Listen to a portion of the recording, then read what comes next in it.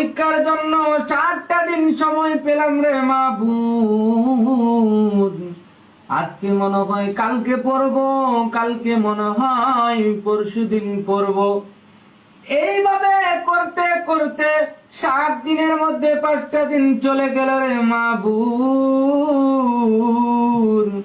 আজকে যখন জীবনের প্রতি গভীর মায়া দয়া করে পড়ার টেবিলে বসলাম রে মাবুদ,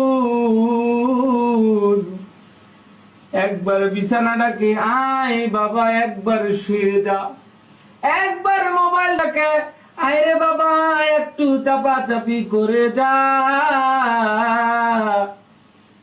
অতঃপর গভীর আগ্রহ নিয়ে যখন হিস্ট্রিক্যাল থট নিয়ে পড়ার টেবিলে বসলাম রে মাবুদ,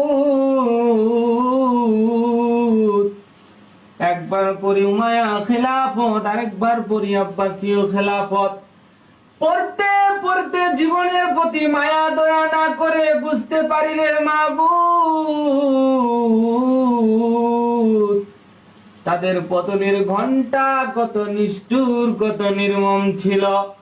আয় রব্বুল আলামিন, আজকে আমি ফাঁকিবাজি করেছি, পড়ি নাই,